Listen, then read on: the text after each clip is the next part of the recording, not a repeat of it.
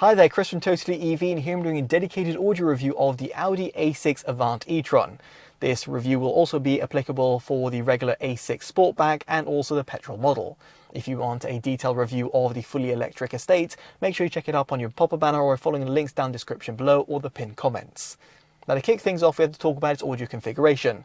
And here, as standard in the regular A6 models, you've got a rather lackluster 10-speaker Audi system that outputs 180 watts. This will give you a subwoofer and center audio driver. If, however, you are a music lover or a bit of an audiophile, you might want to consider upgrading to the Bang & Olufsen system. Now, depending on which trim level you go for, it very much depends as to what you'll actually get.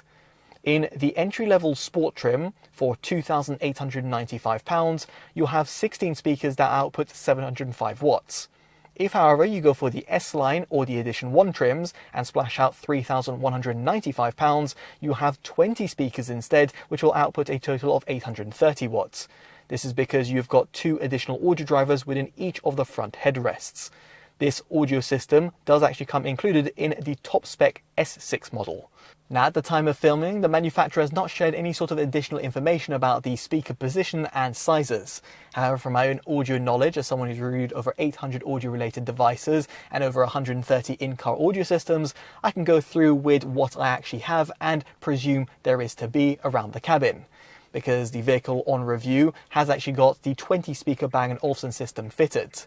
Now, first off, you've got those audio drivers that are positioned within each of the headrests. Indeed, over here you've got 2, so that's the tally of 4. Then, within each of the front doors, you have got a woofer driver and a mid-range driver. Towards the dashboard, at the center, you've got a mid-range driver, and within each extremity, you've also got tweeters.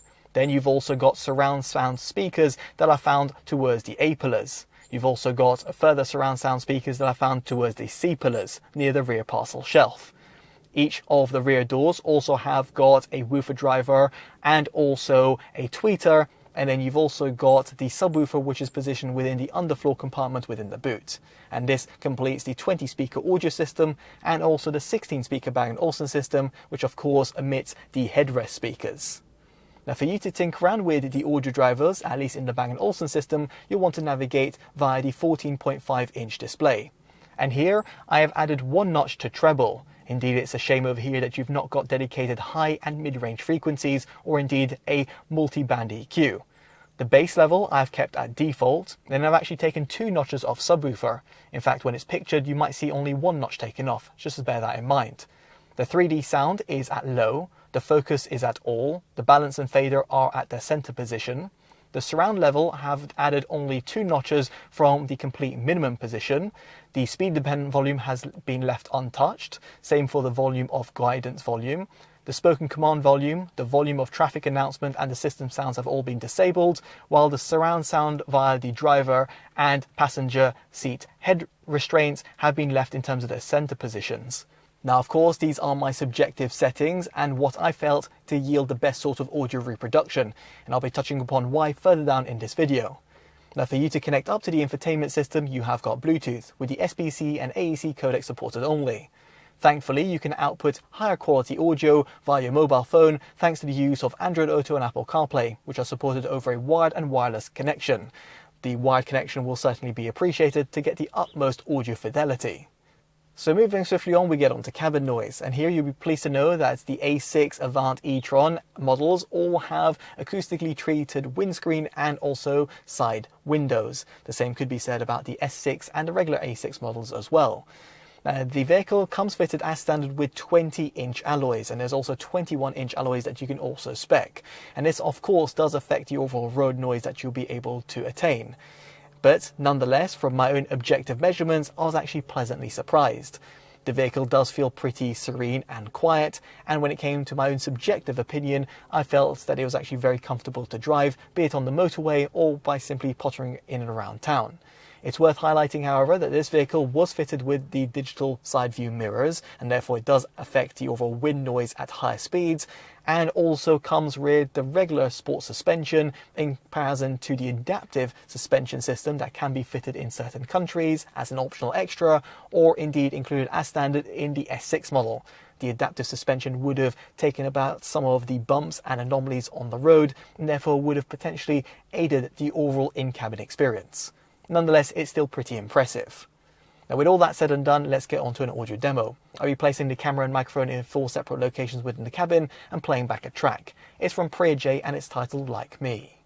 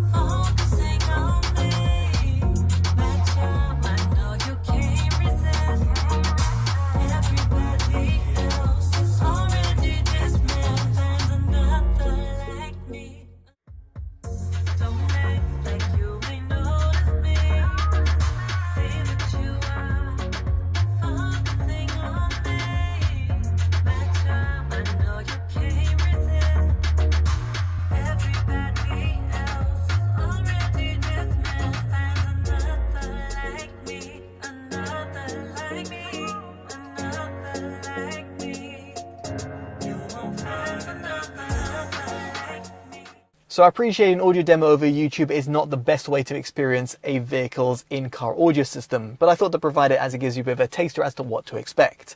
In terms of my own subjective opinion, I was actually left pretty impressed across the board. In fact, for a Bang & Olufsen system within an Audi vehicle, I do think it's up there with some of the best. Now, in terms of the overall sub-bass experience, in other words, that low-end rumble, it's certainly there. And in some ways, I actually found it quite overpowering. The subwoofer that's positioned within the boot does give you a good sort of extension. However, those people who are sat at the back might feel that it's a little bit too pronounced. But of course, if you're a bass head, you'll certainly appreciate it. As for the overall mid-bass, it's certainly in your face. The woofer drivers that are found within each of the 4 doors really do a fantastic job in this department, not only in terms of the quantity but also the quality. However, the overall mid-range is a bit affected, namely when it comes to the lower mid-range. Indeed, this is because you've got a little bit of bleed that comes through from the lower end tones and therefore kind of drowns out some of the male and female vocals that you'll come to love by some of the songs that you listen to. Now, you could have EQ'd this via the infotainment system if there was a dedicated mid-range EQ, but unfortunately that's not the case. Yet again, it really baffles me as to why the manufacturer takes away this option and why Bang & Olufsen simply just do not insist on having a mid-range and a high-range EQ that are separate. This means that when you are adjusting the treble EQ, it affects not only the mid-range but the high range as well. And as a result, I can only add a few notches, because by adding even more, it adds to the overall sibilance and harshness at the top end, and therefore yielded some ear fatigue. Here, indeed, the highs do extend pretty well in almost their default configuration, but adding 1 or 2 notches via that treble EQ just adds a little bit of extra zing, and of course positively affects the overall mid-range as well. Now, as for the overall soundstage, this was something that was a little bit hard to judge, because on one hand, I liked the fact that you had this kind of enveloping sound and it felt pretty concise and also pretty impressive in terms of the overall width and depth, while on the other, in terms of the overall raw accuracy and how the artist kind of wants their song to be portrayed, it just didn't seem to come as accurately as I was expecting. Here, this is because of the 3D sound option. Have it enabled, and you get a little bit of extra sound and width and depth, but have it disabled, then you just feel that it's a little bit too unidirectional and a bit more of that stereo sort of sound. So audiophiles might want to go for this sort of option, while the average consumer and majority of listeners will probably want to enable 3D sound just to get a little bit of that extra sort of width and depth. In terms of the overall instrument separation, given the fact that you've got 16 audio drivers that are dotted around the cabin, or 15 to be more specific because you've not got the subwoofer, and yes, we're not including the headrest speakers, you've actually got a pretty impressive sound. Add the headrest speakers within the mix and also add certain notches via the surround sound EQ, then you'll actually find yourself even more immersed with the music that you're listening to. Now effectively what I'm trying to say over here is the Bang & Olufsen system, be it in terms of the 16 or the 20 speaking configuration, is certainly very impressive.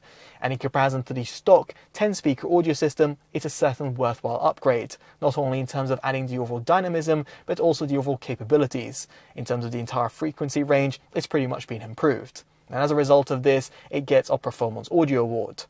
However, I can't wholeheartedly recommend it and say it's up there with some of the best audio systems out there, because indeed it does lack in certain departments, namely when it comes to the overall mid-range and also giving you even more accurate soundstage reproduction. Now I'd be curious to know what you make of the audio system down in the comment section below and how you feel it compares to some of its key competitors. If you've enjoyed this detailed independent review, definitely do consider dropping a like, subscribing and hitting that bell notification, all of which would be greatly appreciated. As such, I've been Chris from TotallyEV, and I'll hopefully see you in the next one. Take care of yourselves, and goodbye.